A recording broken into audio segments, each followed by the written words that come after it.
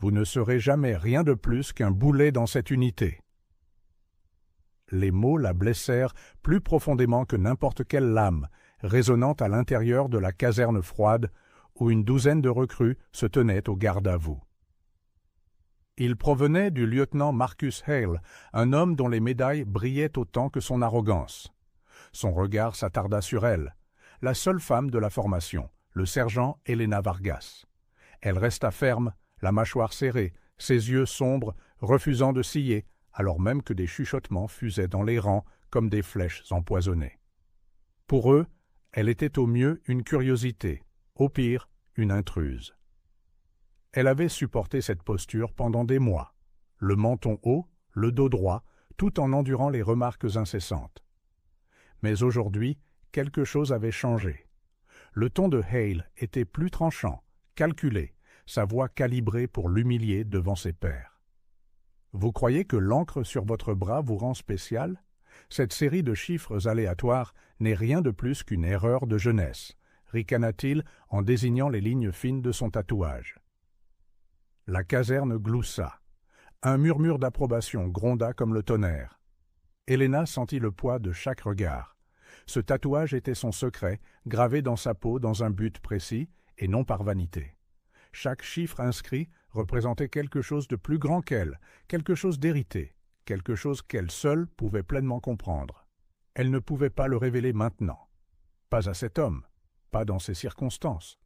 Alors, elle resta immobile, se forçant à respirer lentement, à ravaler la fureur qui montait en elle. « Rompez !» aboya Hale, tournant le dos avec la satisfaction d'un prédateur qui a affirmé sa domination. Les hommes se détendirent, leurs rires enflant alors qu'Helena passait devant eux. Certains secouèrent la tête comme pour dire qu'elle n'avait pas sa place ici, que l'armée n'était pas un endroit pour elle. D'autres affichaient un sourire narquois, comme si son silence confirmait le jugement cruel de Hale. Mais sous son immobilité, une tempête grondait.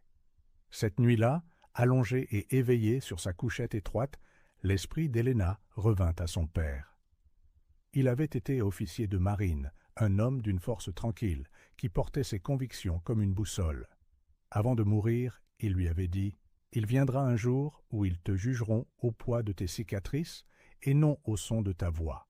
Quand ce jour viendra, souviens-toi de qui tu es. » Les chiffres tatoués sur son bras étaient son cadeau d'adieu, des coordonnées chuchotées dans une chambre d'hôpital alors que les machines comptaient ses derniers souffles.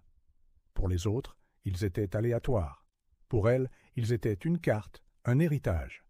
L'injustice de la journée lui brûlait la poitrine. Elle revoyait les ricanements, les rires, la morsure des mots de Hale. Pourtant, au lieu de l'écraser, cela alluma autre chose en elle. Une promesse. Elle endurerait cette humiliation, l'absorberait, et un jour la rendrait au centuple dans un langage que Hale comprendrait. L'honneur gagné sur le terrain, le respect taillé dans un triomphe indéniable. L'occasion se présenta plus tôt que prévu. Quelques semaines plus tard, la base fut plongée dans le chaos. Un appel de détresse crépita dans les communications, strident et urgent. Un navire de la marine échoué sur un récif non cartographié, ses coordonnées brouillées, son réseau de communication compromis. Hale fut chargé de diriger l'opération de sauvetage, sa fierté gonflant à l'idée de prouver sa valeur une fois de plus. Helena, malgré les protestations, fut incluse dans la mission en tant que personnel de soutien. Un rôle que Hale croyait la tiendrait à l'écart de toute chose importante. Pourtant, lorsque la dernière transmission connue du navire apparut sur la carte, le cœur d'Helena s'arrêta. Les chiffres la fixaient, familiers, précis, identiques au tatouage sur son bras. Son silence se brisa. « Monsieur, dit-elle, sa voix stable, commandant l'attention pour la première fois, « vous lisez mal. Les coordonnées qui vous ont été données vous placeront à 20 miles de la cible. Le véritable emplacement est ici. » Elle remonta sa manche, révélant le tatouage qui avait été moqué et méprisé. La pièce devint silencieuse. La mâchoire de Hale se contracta. « Et pourquoi devrions-nous faire confiance à un gribouillage insignifiant sur votre peau? » Parce que ce gribouillage a sauvé l'équipage de mon père une fois, répondit-elle froidement, ses yeux fixés sur les siens. Et si vous l'ignorez maintenant, d'autres vies seront perdues. La tension était électrique, un silence tendu comme un fil. Pour la première fois, les ricanements disparurent. Tous les yeux se tournèrent, non pas vers Hale, mais vers elle. Et à cet instant, Helena Vargas, la soldate autrefois considérée comme un boulet, devint la seule personne qui pourrait détenir la clé pour tous les sauver. Le silence dans la tente de commandement était suffocant. Des cartes bruissaient faiblement sous le bourdonnement des néons, chaque regard fixé sur Helena. Sa main flottait toujours au-dessus de la table, son doigt appuyé sur l'endroit qu'elle savait être le bon. Les chiffres tatoués n'étaient pas de l'encre aléatoire. Ils étaient un phare, une vérité qui brûlait dans son sang. L'expression du lieutenant Hale était illisible, mais le tic de sa mâchoire trahissait sa rage. C'était un homme peu habitué à être défié, surtout par quelqu'un qu'il jugeait indigne de l'uniforme qu'elle portait. « Asseyez-vous, sergent, » dit-il finalement, sa voix basse et venimeuse. « Vous avez dépassé les bornes. » Mais l'atmosphère de la pièce avait déjà changé. Les autres officiers échangèrent des regards mal à l'aise. Le doute vacilla comme des étincelles sur leurs visages. Les coordonnées diffusées dans l'appel de détresse étaient erratiques, probablement brouillées par les interférences électromagnétiques du récif. Pourtant, la certitude dans le ton d'Helena, le calme dans ses yeux, c'était indéniable. L'un des jeunes officiers, un homme nerveux nommé Carter, s'éclaircit la gorge. « Monsieur, avec tout mon respect, nous perdons du temps. Si Vargas a des informations, peut-être devrions-nous. » Hale le coupa d'un regard assez vif pour faire saigner. « Nous procéderons comme ordonné. Je ne laisserai pas cette opération être déraillée par des suppositions sans fondement et des tatouages sentimentaux. » Les mots piquèrent, mais Helena ne broncha pas. Elle savait qu'il ne fallait pas insister, pas ici, pas maintenant. Mais elle savait aussi ce qui allait arriver. L'arrogance de Hale les égarerait, et quand cela se produirait, elle serait prête. Quelques heures plus tard, à bord de l'hélicoptère de transport, le rugissement des pales noyait toute pensée. La pluie fouettait les hublots alors que des nuages d'orage s'amoncelaient au-dessus de la mer. Hale se tenait à l'avant, aboyant des ordres, sa confiance inébranlable.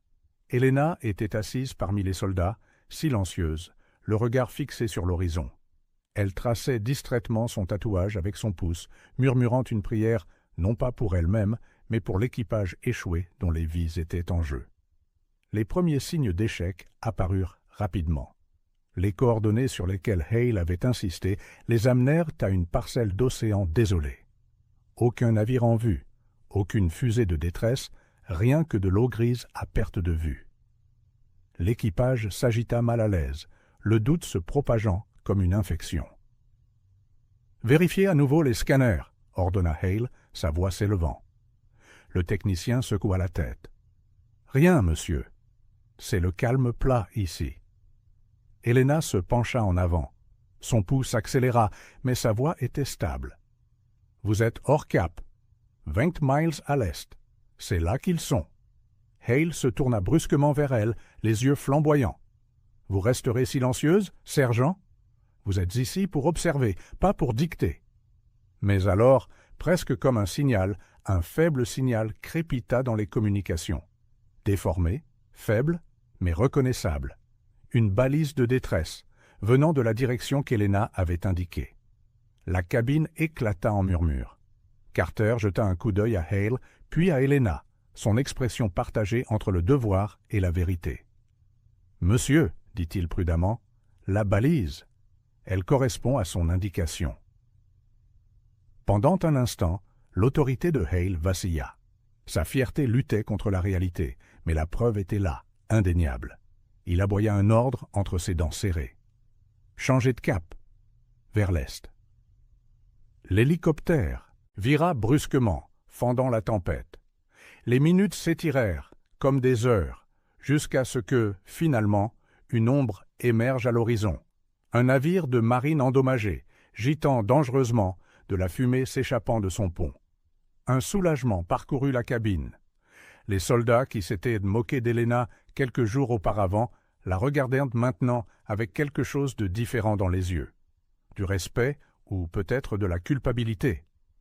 Alors qu'il se préparait à descendre, Hale s'approcha d'elle. Son visage était un masque, mais ses paroles étaient chargées de venin. « Ne prenez pas ça pour une victoire, sergent. Ce n'était que de la chance, rien de plus. Ne vous mettez pas en travers de mon chemin, là en bas. » Helena soutint son regard, sans ciller. « La chance n'a pas mis ses chiffres sur ma peau, monsieur, et elle ne gardera pas vos hommes en vie. » L'hélicoptère se posa sur le pont battu. Le chaos les accueillit. Des marins blessés, des étincelles provenant de câbles sectionnés, le gémissement du métal contre le récif. L'équipage se précipita, sécurisant le navire, soignant les blessés, évaluant les dégâts. Helena se déplaçait avec détermination, ignorant les tentatives de Hale de la mettre à l'écart. Elle n'était plus là pour faire ses preuves, elle était là pour sauver des vies. Et tandis que la tempête faisait rage au-dessus d'elle, elle réalisa quelque chose de profond. Chaque insulte, chaque humiliation, chaque doute jeté sur elle l'avait menée à ce moment. Elle avait été sous-estimée toute sa vie, mais maintenant la vérité se dévoilait sous leurs yeux. Pour la première fois, les soldats autour d'elle ne riaient pas. Ils écoutaient, et quelque part au fond d'elle, sous le rugissement de la tempête et le gémissement de l'acier, Helena sentit la voix de son père. « Souviens-toi de qui tu es. » La bataille pour le respect avait commencé, non pas avec des balles ou des bombes, mais avec une vérité qui ne pouvait plus être réduite au silence. Le pont du navire endommagé était un champ de bataille à lui tout seul. La fumée s'enroulait dans le ciel chargé de tempêtes. Les marins se dépêchèrent d'éteindre les incendies, et le bruit du métal grinçant résonnait comme un animal blessé. Helena sauta de l'hélicoptère dans le chaos, ses bottes éclaboussant des flaques d'eau de mer. Elle balaya la scène du regard rapidement, des mâts brisés, des fils étincelants, des marins tenant des blessures sanglantes. Le récif sous le navire rongeait sa coque, menaçant de le déchirer morceau par morceau. « Vargas !» cria quelqu'un. C'était Carter, se précipitant vers elle, avec une tablette. « La salle des machines est compromise et l'infirmerie est hors service. On a 20 blessés au moins. Ils ne tiendront pas si on ne peut pas les stabiliser. » Avant qu'Helena ne puisse répondre, Hale s'interposa entre eux, sa voix tonnant, au-dessus de la tempête. « C'est moi qui commande ici. Sécurisez le pont d'abord. On s'occupera des blessés une fois les incendies maîtrisés. » Helena se figea. Ces paroles signifiaient la mort pour les blessés. Chaque seconde comptait, et les feux sur le pont, bien que dangereux, n'étaient pas la véritable menace. Elle le savait, Carter le savait, et les marins qui la regardaient avec des yeux suppliants le savaient aussi. Les priorités de Hale étaient une question d'image, de montrer le contrôle, pas de sauver des vies. Elle fit un pas en avant. « Monsieur, avec tout mon respect, les incendies ne se propagent pas. Si nous ne trions pas les blessés maintenant, nous allons les perdre. » Les soldats autour d'eux s'immobilisèrent. C'était la deuxième fois qu'elle le défiait, et cette fois, il n'y avait aucune ambiguïté. Le visage de Hale devint cramoisi, la pluie coulant sur sa mâchoire comme des veines de fureur. « Un mot de plus, sergent, et je vous fais enfermer dans l'hélicoptère. » Pendant un instant, Helena faillit obéir, mais son regard se posa sur un garçon, à peine 20 ans, pâle et tremblant, sa jambe mutilée sous une plaque d'acier tordue. Ses lèvres bougeaient sans un son, un appel à l'aide. Quelque chose en elle se brisa. Elle détourna les yeux de Hale et cria à Carter « Les trousses de secours, maintenant ! Dégagez les voies respiratoires de ce gars. Bougez !» Le chaos éclata, mais pas celui que Hale avait commandé. Les soldats hésitèrent, déchirés entre la colère de leur lieutenant et l'urgence indéniable de la voix d'Helena. Pendant un moment angoissant, le temps s'arrêta. Puis, comme mu par un instinct plus fort que le grade, Carter fonça vers les fournitures. D'autres suivirent. Hale rugit d'indignation, mais sa voix fut avalée par la tempête. Helena s'agenouilla près du garçon blessé, ses mains se déplaçant avec une précision constante. Elle dégagea les débris, serra un garrot, murmura des paroles apaisantes dans des yeux terrifiés. Autour d'elle, la scène se transforma, non pas en désordre, mais en action. Les soldats, qui s'étaient autrefois moqués d'elle, se rallièrent à ses ordres, portant des civières, appliquant des points de pression, improvisant des attelles. Hale tenta de reprendre le contrôle, mais chaque ordre qu'il aboyait tombait à plat. L'équipage ne se tournait plus vers lui. Leurs yeux, un par un, se tournèrent vers elle. C'est Carter qui dit à voix haute ce qu'ils pensaient de tous. « Elle a raison. Si on attend, il meurt. Suivez Vargas. » Ces mots furent comme un éclair. À cet instant, l'équilibre du pouvoir bascula. Hale était toujours l'officier supérieur, mais son autorité s'était fracturée. L'orgueil le clouait au silence. S'il admettait qu'elle avait raison, sa réputation volerait en éclats. S'il persistait, plus d'hommes mourraient, et cette tâche serait pire. Alors il resta là, fulminant, incapable d'arrêter la marée. Les heures s'écoulèrent, tandis qu'Helena travaillait. Elle devint plus qu'une soldate. Elle était des mains qui recousèrent des blessures, une voix qui calmait la panique, un leader là où personne n'avait osé se lever. Les chiffres tatoués sur son bras brûlaient sous sa manche trempée, un rappel que le destin l'avait amené ici pour ce combat même. À l'aube, le pire était passé. Les incendies éteints, les blessés stabilisés, le navire suffisamment sécurisé pour attendre d'être remorqué. L'épuisement pesait sur le corps d'Helena, mais quand elle se leva, les marins et les soldats se tournèrent vers elle avec quelque chose de nouveau dans les yeux, du respect, de la gratitude et même de l'admiration. Hale se tenait à l'écart, son uniforme humide et froissé, la mâchoire serrée. Il ne ressemblait pas à un commandant, mais à un homme acculé par la vérité. Lorsque son regard croisa le sien, il était rempli non seulement de fureur, mais aussi de peur. La peur que sa façade se fissure, que la femme dont il s'était moqué soit maintenant la raison même pour laquelle ces hommes vivaient. Mais Helena ne pensait pas à Hale. Elle regarda la mer agitée, les mots de son père résonnant une fois de plus. « Ils te jugeront au poids de tes cicatrices. » Pour la première fois, elle y crut. Et pourtant, elle savait que ce n'était que le début. Hale ne lui pardonnerait pas son défi. Les hommes comme lui n'oubliaient jamais une blessure à leur orgueil. La guerre pour le respect n'était pas gagnée. Elle ne faisait que commencer. La tempête se calma au matin, mais l'air sur le navire était plus lourd que la nuit précédente. Les marins se déplaçaient avec une détermination silencieuse, colmatant les brèches de la coque, s'occupant les uns des autres, jetant des regards furtifs vers Helena. Elle était devenue l'axe de leur survie, bien que personne n'ose le dire ouvertement. Le respect ne rugit pas toujours. Parfois, il s'attarde dans le silence entre les hochements de tête et la façon dont les hommes suivent sans poser de questions. Mais Hall voyait tout, et chaque regard qu'il évitait pour se poser sur elle le coupait comme du verre. Son autorité avait été largement fissurée, et c'est par les fissures que la peur s'infiltre. Admettre que le leadership d'Helena avait sauvé l'équipage serait admettre son propre échec.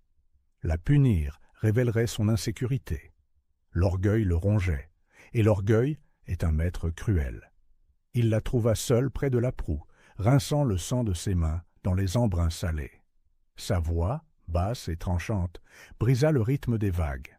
« Vous croyez que ça change quoi que ce soit. Vous m'avez embarrassé devant mes hommes. Ce n'est pas du leadership, c'est de l'insubordination. » Helena ne se retourna pas. L'horizon s'étendait, infini, lui rappelant les histoires de son père sur la mer. Comment elle pouvait écraser ou bercer, selon le cœur de ceux qui la commandaient. Elle laissa le silence s'installer avant de répondre. « Je n'essayais pas de diriger, monsieur. J'essayais de sauver des vies. Si cela vous a fait honte, peut-être devriez-vous vous demander pourquoi. » Sa main tressaillit comme s'il allait la frapper, mais il s'arrêta. Non par retenue, mais parce qu'il savait que des yeux observaient. Des soldats traînaient à proximité, faisant semblant de travailler, mais écoutant. Hale baissa encore plus la voix, le venin s'insinuant dans chaque syllabe.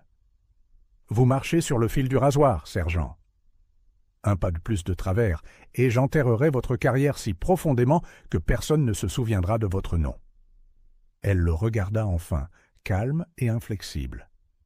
Les noms n'ont pas d'importance. Les vies, si. Ce regard le déstabilisa plus que ses paroles. C'était le regard de quelqu'un qui n'avait plus peur de perdre. Et l'intrépidité est dangereuse pour les hommes qui règnent par l'intimidation. Les jours qui suivirent furent tendus. Le navire se dirigea péniblement vers la sécurité, escorté par leur flotte d'hélicoptères. Helena continua de soigner les blessés, sa force tranquille lui valant une loyauté qu'elle n'avait pas cherchée, mais qu'elle ne pouvait plus nier. Les hommes autrefois amusés par les railleries de Hale cherchaient maintenant son jugement en chuchotant, leur confiance changeant comme les marées. Hale le remarqua. Chaque regard de côté, chaque signe de déférence envers elle était du sel dans ses blessures. Il devait reprendre son autorité, l'écraser avant que son ombre ne l'éclipse complètement. Son occasion se présenta lorsque le navire approcha d'une zone d'eau hostile, patrouillée par des pillards étrangers. Le radar capta de faibles échos, des bateaux non identifiés, qui tournaient en rond, testant les limites de l'engagement. La peur se propagea parmi les marins. Le navire endommagé n'était pas en état de combattre, et les renforts étaient à des jours de distance. Hale saisit l'instant. Il convoqua l'équipage, sa voix forte, répétée, comme s'il essayait de réécrire le souvenir de ses échecs. « Écoutez bien ! Nous ne sommes pas ici pour nous cacher. Ce navire est peut-être blessé, mais sous mon commandement, nous tiendrons bon. Tout homme qui remet cela en question est libre de sauter par-dessus bord. » Ces paroles sonnaient creux. Helena pouvait le voir sur les visages des marins, le doute, l'effroi. Et lorsque son plan devint clair, son cœur se serra. Hale avait l'intention d'engager les pillards, de se battre avec un navire qui flottait à peine, risquant tout le monde à bord juste pour prouver sa force. Elle s'avança avant de pouvoir se retenir. « Monsieur, ce navire ne peut pas supporter un combat. Nous avons besoin de manœuvres d'évitement, les attirer au loin, gagner du temps jusqu'à l'arrivée des renforts. » Le regard de Hale était une lame. « Encore une. Fois vous me contredisez, Vargas. Pensez-vous connaître la stratégie mieux que moi ?» Sa voix était stable. « Non, je connais juste le coup de l'arrogance. » Un souffle collectif fut retenu. La pièce tremblait d'une vérité non dite. Le visage de Hale devint cendré de rage, mais il ne pouvait pas la frapper ici, pas avec chaque oreille suspendue à ses paroles. Pourtant, sa décision était finale. « Nous nous battons. C'est un ordre. » Les marins se dispersèrent, le malaise dans les yeux. Helena resta, le cœur battant. Elle savait ce qui allait arriver. Le bruit des moteurs au loin, l'ombre des bateaux de pillards fendant les vagues. Elle savait aussi qu'obéir à Hale les condamnerait. Cette nuit-là, alors que l'équipage se préparait au combat, Helena se retrouva à fixer de nouveau son tatouage. Les chiffres l'avaient menée ici, les avaient sauvés une fois. Mais peut-être n'étaient-ils pas seulement des coordonnées. Peut-être étaient-ils aussi un rappel. Certains héritages ne concernent pas la survie. Ils consistent à se tenir debout quand personne d'autre n'ose le faire. Lorsque le premier bateau de pillards perça la brume, des projecteurs balayant la mer, Helena fit son choix. Elle défierait à nouveau Hale, quelles qu'en soient les conséquences. Pour les hommes qui avaient commencé à lui faire confiance, pour la mémoire de son père, pour la vérité qu'elle portait dans son sang. La vraie bataille était sur le point de commencer. La mer était un miroir noir sous la lune pâle, brisé seulement par le bourdonnement des moteurs des pillards qui se rapprochaient. Des projecteurs balayèrent le navire endommagé, et les marins se figèrent, attendant l'ordre de Hale. Il se tenait droit à la barre, sa voix tonnant pour masquer la fêlure dans sa confiance. « Au canon! Préparez-vous à faire feu! » Les marins hésitèrent. Leur navire flottait à peine, leur défense était paralysée. Helena vit leur peur, vit aussi l'imprudence dans les yeux de Hale.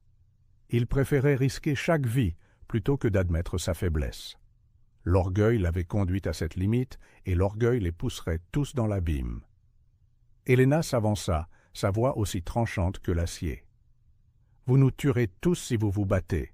Nous ne pouvons pas les surpasser en puissance de feu, mais nous pouvons être plus malins qu'eux. Suivez-moi. » Des halètements se firent entendre. C'était une mutinerie ouverte maintenant. Le visage de Hale se tordit de fureur. « Rompez, sergent! C'est un ordre !» Mais alors, les pillards tirèrent un coup de semonce. L'eau explosa près de la proue, éclaboussant des marins terrifiés. L'équipage regarda de Hale à Helena, pris entre le grade et la survie. Pendant un instant, le temps sembla se fracturer. Et puis la voix de Carter retentit. « Elle a raison. Suivez Vargas. » Le changement fut immédiat, électrique. Les marins abandonnèrent l'ordre de Hall, se ralliant à Helena. Elle saisit l'instant. Couper toute l'alimentation visible. Blackout total du navire. Maintenant. L'obscurité engloutit le navire alors que les lumières s'éteignaient. Les pillards tournèrent en rond, confus, leurs projecteurs balayant une coque vide. Helena aboya des ordres à voix basse, repositionner les blessés, sécuriser les câbles, dérouter l'alimentation de secours vers les moteurs. Le navire gémit, mais obéit. Lentement, furtivement, il commença à dériver avec le courant, se fondant dans la nuit. Hale se jeta sur elle, crachant de rage. « Vous nous avez tous condamnés. Vous croyez que vous cacher vous sauvera ?» Helena croisa son regard, sa voix basse, dangereuse. « Non, je crois que survivre le fera. » Les minutes s'étirèrent comme des heures. Les pillards tournèrent en rond, confus, leurs capteurs trompés par le blackout et les interférences du récif. Finalement, impatients, ils tirèrent une autre salve. Aveugles, désespérés, le tir toucha l'eau loin du navire. Prenant la dérive du courant pour une retraite, les pillards se lancèrent à leur poursuite en pleine mer. Le silence tomba sur le pont. Pas de tir, pas de projecteurs, juste le bruit des vagues et des marins respirant avec un soulagement saccadé. Helena expira, la tempête en elle s'apaisant. Elle avait tout risqué, sa carrière, sa vie, et avait gagné. Mais la bataille n'était pas terminée. Hale se tenait rigide, tremblant d'une fureur qui n'avait nulle part où aller. Il s'avança, levant la main comme pour la frapper devant tout l'équipage. Mais Carter l'intercepta, lui saisissant le bras. « Assez, monsieur. Nous avons tous vu qui nous a sauvés ce soir. » L'équipage murmura son accord, leur voix s'élevant comme une marée. « Vargas, c'est grâce à elle que nous sommes en vie. Nous la suivons. » Le pouvoir de Hale s'effrita sous leurs yeux. L'autorité à laquelle il s'accrochait se dissolut, remplacée par une vérité collective. Il se dégagea de l'emprise de Carter, se retirant dans le silence, son ombre plus petite qu'elle ne l'avait jamais été. Helena ne triompha pas. Elle n'en avait pas besoin. La justice n'était pas toujours tonitruante, elle résidait dans le changement silencieux de loyauté, dans les yeux qui ne se tournaient plus vers Hale, mais vers elle. Lorsque les renforts arrivèrent 2 jours plus tard, ils trouvèrent un navire amoché, mais toujours à flot, un équipage vivant contre toute attente, et une histoire murmurée sur chaque pont. Un amiral monta à bord, ses yeux vifs, examinant les dégâts. Il s'arrêta en voyant le tatouage d'Helena. Son regard s'attarda, une lueur de reconnaissance. « Ces chiffres, dit-il doucement. Où les avez-vous eus » Helena se redressa. « De mon père, monsieur, avant qu'il ne décède. » La mâchoire de l'amiral se contracta. « J'ai servi avec lui. Ses coordonnées, il a sauvé une flotte, entière avec elle, il y a des décennies. Elles ne sont pas aléatoires. Elles sont un héritage. » Le pont devint silencieux. Chaque marin, chaque soldat, chaque murmure de doute s'effondra sous le poids de la révélation. Le tatouage d'Helena n'était pas de l'encre. C'était l'histoire gravée dans la peau, un témoignage de lignée et de loyauté. Pour la première fois, elle vit de la fierté dans leurs yeux, pas de la pitié, du respect, pas du scepticisme. Elle n'avait pas seulement survécu à leurs doutes, elle les avait effacés.